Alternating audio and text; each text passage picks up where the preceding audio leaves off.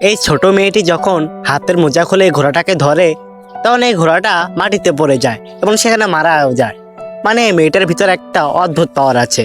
তাই তার মা ছোটবেলা থেকে তার হাতে মোজা পরিয়ে রাখতো এবং সেটা খুলতে না করেছে, কারণ সে যদি কিছু ধরে বা কোনো প্রাণী বা মানুষকে তখনই সে ঘোড়াটার মতো অবস্থা হয়ে যায়। এই কারণে তাদের গ্রামের মানুষরা তাকে দেখে ভয় পেত এবং তাকে অশুভ এবং শয়তান বলতো। তারা মনে করত তার শরীরে হয়তো কোনো একটা আত্মা ভর করেছে। তারপর তাদের সামনে একটা লোক এসে বলে যে তোমার মেয়ের ওপর আত্মা ভর করেছে, তাড়াতাড়ি আমার কাছে দিয়ে দাও, আমি একজন তান্ত্রিকের কাছে নিয়ে যাব এবং আত্মা ছাড়িয়ে নিয়ে আসবো।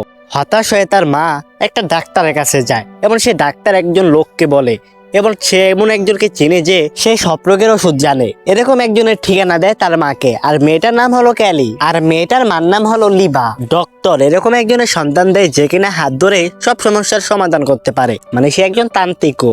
তারপরের দিন তারা সেখানে যাওয়ার জন্য রওনা করবে, তখন হঠাৎ করে আস্তা বলে ছাদ থেকে একটা লোক পড়ে, আর সেখানে থাকা একটা চাকর তাকে ঘোড়াচোর মনে করে তাকে এই যে পিটাতেই যাবে। ঠিক তখনই সেখানে লিবা আসে। তারপর লিবা এসে বলে যে এই আমাকে নিয়ে যাবে সে তান্ত্রিকের কাছে। তারপর তার চাকরকে বলে যে তুমি বাড়ি ঘরে সব দেখাশোনা করবে। তারপর তাকে ঘরের দায়িত্ব বুঝিয়ে তারা রওনা দিয়ে দেয় অলরেডি। তারপর লিবা তার সাথে গল্প করতে থাকে যে তার মেয়ে যদি কিছু ছয় তাহলে সেটা সেখানেই অলরেডি শেষ হয়ে যায়। এরকম কথা শুনে তো সে লোকটা অনেকটাই অবাক হয়ে যায় আর বলে যে আমি তাই তান্ত্রিকের কাছে যাচ্ছিলাম। তারপর তারা একটা জায়গায় বিশ্রাম নেয়, ঘোড়াগুলো একটা গাছের সাথে বেঁধে দেয়। তো ফাইনালি দেখতে দেখতে রাত হয়ে যাচ্ছিল আর তারা চিন্তা করছিল রাতে তারা এখানেই থাকবে। তারপর রাতে যখন তারা ঘুমিয়েছিল হঠাৎ পেলে দেখতে পারি লিবাকে একটা মেয়ে ডাকাত বন্দুক হাত করে দাঁড়িয়ে আছে। আর আমরা দেখতে পারি ডাকাতটা তার গোল্ডিটা ফেলে দিতে বলে। তারপর সেই লোকটা সে আগুনে বন্দুকটা তার ফেলে দেয়, এতে ডাকাতদের অনেকটা সহজ হয়ে যায়। তখন আমরা দেখতে পারি সেখানে আরেকটাও ছেলে ডাকাত ছিল এবং তার হাতেও বন্দুক ছিল। তারপর মেয়ে ডাকাতটা ক্যালিকে বন্দি করতে যায়, আর ঠিক তখনই আমরা দেখতে পারি লিবার চাকর সেখানে চলে আসে এবং ছেলে ডাকাতটার সাথে লড়াই করতে থাকে। লড়াই করতে করতে সে ডাকাতের একটা গুলটি ছড়ে যায় আর সেটাও সে মহিলা ডাকাতের চোখ করতে লাগে। তারপর সে মহিলা ডাকাতটি সেখান থেকে ভাগতে শুরু করে ঘোরাতে করে, আর লিবার সাথে থাকা সেই লোকটি তার পিছু করতে থাকে। মহিলা ডাকাত চলে গেলেও পুরুষ ডাকাতটা এখনো লড়াই করতেছিল। তখনই লিবা আগুনে থাকা বন্দুকটা আনতে যায়, কিন্তু সেই ছেলে ডাকাতটি সেখানে আসে তার গলা চেপে ধরে আর এক অবস্থায় তাকে মারতেই চলে যায়। আমরা দেখতে পারি লিবার সাথে লোকটা আসে, সে গুল্ডি করে দেয় ডাকাতকে আর ডাকাতটা সেখানেই মারা যায়। লড়াই শেষে তারা দেখতে পারে তাদের সাথে থাকা খাবার সেই মহিলা ডাকাতটি সব নিয়ে যায়। তারপরের দিন তাদের গন্তব্যের উদ্দেশ্যে তারা বের হয়ে যায় সবাই, এবং তাদের সাথে সেই চাকরটাও ছিল। আমরা দেখতে পারি ক্যালি অনেকটা অসুস্থ হয়ে যাচ্ছিল, কারণ তাদের পানি তো সব চুরি করে নিয়ে গেছে সে ডাকাতরা। এবং সেখানে থাকা ওই লোকটা পানি খুঁজতে যায়, কিন্তু সে একটা মৃত লাশ দেখতে পারে। তারপরের দিন রাতে তারা তাঁবু গেছে, তারা সেখানে অবস্থান করে। তারপরের দিন সবাই ঘুমিয়ে থাকে, কিন্তু ডক্টরটি আগে উঠে যায় এবং সে পাথর থেকে নিশিগুলো একটা পাত্রতে ঢালতে থাকে যাতে ক্যালি পানি খেতে পারে। এই ডক্টরটি মনে করত হয়তো ক্যালি একটা রোগে আক্রান্ত, নয়তো সে একজন দানব, এরকম চিন্তা করতো এই ডক্টরটি। তারপর তারা আবারও যাত্রা শুরু করে এবং তারা চারজন অনেকটা অসুস্থ ছিল। পিছিয়ে থাকা সে চাকরটা তো বলতে গেলে অনেকটাই দুর্বল হয়ে পড়েছিল। তারপর ওই ছেলেটা হঠাৎ করে মাথা ঘুরে পড়ে যায়, কিন্তু ডক্টরটি এসে তার একটা কি জানি সুখ হয় আর সাথে সাথে সে জ্ঞান ফিরে আসে। তারপর সামনে তারা একটা তাঁবু দেখতে পায়। তারপর আস্তে আস্তে তারা সে ক্যাম্পে চলে যায়, আর ওই ক্যাম্পে ছিল একটা বুড়ি এবং তার পরিবার। আর ওই বুড়ির ওইখানে পানির ব্যবস্থা অনেকই ছিল বলতে গেলে। তারপর আমরা দেখতে পারি ওই বুড়ির ছেলেটা মাথায় একটা মাস্ক পরে থাকতো, বলতে তার একটা সমস্যা আছে, এবং তার মেয়ে একটা চেয়ারেই বসে থাকতো। এটা দেখে তো সবাই অনেকটা অবাক হয়ে যাচ্ছে, মানে তাদেরকে এর ধরনের রোগ আছে কিনা জিজ্ঞেস করে। তারপর তার বুড়ি কিছুই বলে না, বলে এভাবেই তারা থাকতে পছন্দ করে। এটা দেখে তো তারা স্বাভাবিক মনে করে না, তারা বুঝতে পারে কিছু একটা তো গন্ডগোল আছে। তারপর ওই বুড়ো ব্যক্তিটি বলে যে আমাদের এই রাজ্যে অনেক মানুষই ছিল, তারপর ইন্ডিয়া আমাদের উপরে হামলা করে, তার কারণে আমাদের দেশের সব পুরুষ মানুষ মারা যায়, আর বলতে গেলে আমরা এখন এই তিনজনই বেঁচে আছি।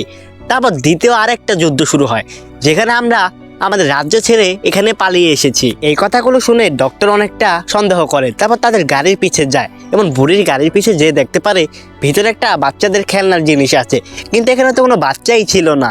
আর এটা দেখে সে অনেকটা অবাক হয়ে যায় এবং সে বুঝে যায় এখানে একটা গন্ডগোল আছে। তারপর বুড়ি লিবাকে একটা খাবার খেতে দেয়। তারপর ডক্টর এসে বলে খাবারটা খেতে না, তেমন তো লিবা অনেকটা অবাক হয়ে যায়। তখন বুড়ির আসল চেহারা সবার সামনে চলে আসে। এটা একটা ডাইনি বলতে গেলে। আর লিবারা এখন এখান থেকে যেতে ছেলেও এই ডাইনিটা তাদেরকে এখান থেকে যেতে দেবে না। এখানে ডাইনি বলতে মানুষ রূপে ডাইনিদের বোঝানো হয়েছে, মানে যারা এতটা খারাপ। তখন আমরা দেখতে পারি ওই বুড়ির পোলা তাদেরকে জিনি করে নেয় এবং তাদের সাথে খারাপ ব্যবহার করতে থাকে। ঠিক তখনই বুড়িটা ক্যালিকে ধরে ফেলে এবং তার হাতের মোজা খুলবে বলে তার হাতটা বের করে মোজাটা খুলে ফেলে। তো এটা লিবা অনেকটা বাধাও দেওয়ার চেষ্টা করেছে, কিন্তু বুড়িটা তার কথা শুনে না।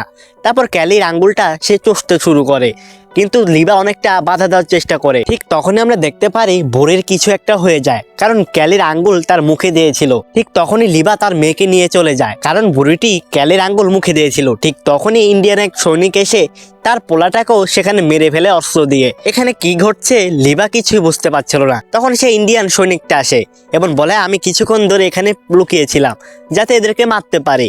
এরা হলো অনেকটা খারাপ মানুষ, এদের থেকে দূরে থাকাটাই ভালো, তোমরা চলে যাও।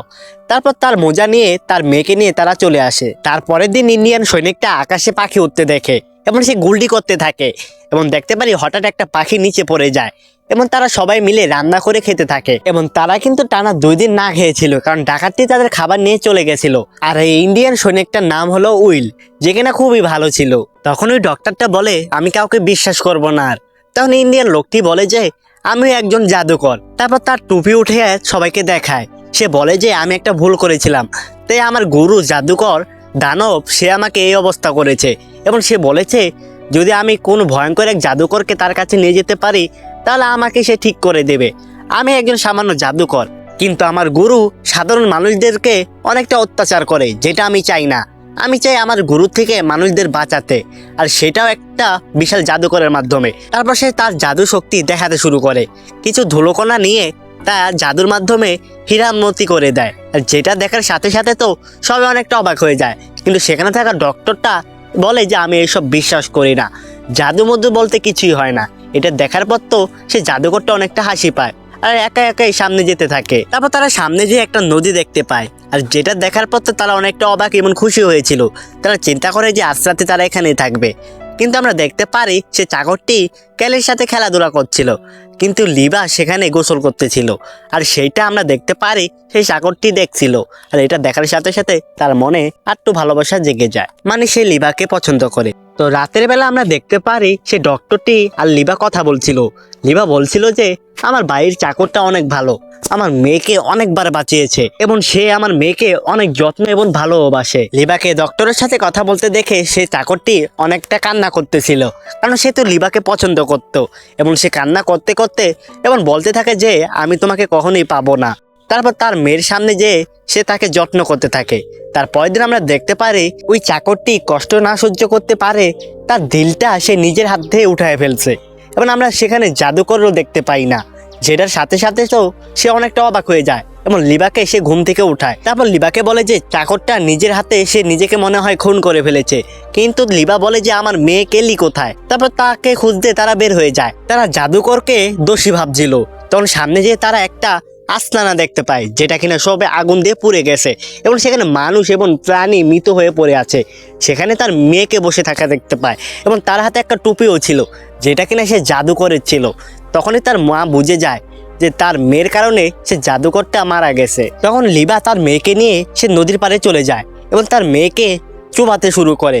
এটা দেখে তো সে ডক্টরটি অনেকটা রাগ করে এবং গুল্ডিটা সে ফায়ার করে, কিন্তু গুল্ডি ভিজার হওয়ার কারণে সে ফায়ারটা যে ডাইরেক্ট লিবার গায়ে লাগে এবং সেখানে লিবা মারা যায়। তো দেখতে দেখে সে ডক্টরটি বেঁচে আসে। তারপর ওই ডক্টরটি ক্যালিকে নিয়ে সেখান থেকে যাবে, কিন্তু তার হাতেও গুল্ডি লাগিয়েছিল।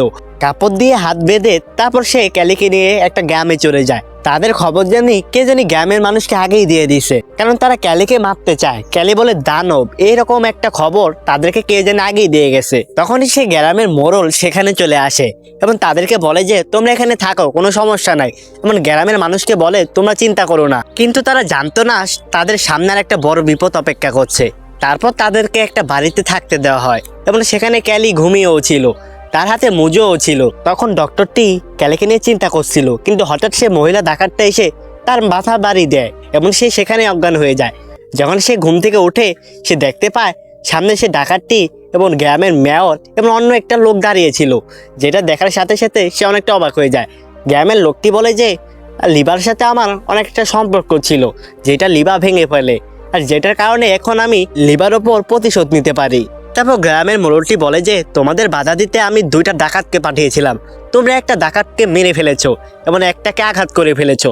তারপর সেই মহিলা ডাকাতটি সেই ডক্টরকে একটা বড় খাদে ফেলে দেয় এবং গ্রামের সেই মোড়লটা অনেকটা খুশি হয়েছিল, কিন্তু তা তো চিন্তাই করতে পারছিল না যে সেই ডক্টরটা এখনো নিচে পড়ে বেঁচে আছে। তারপর ডক্টরটি তার হাতে থাকা শিকলটি ভাঙতে শুরু করে, কারণ তার হাতে একটা শিকল দিয়েছিল।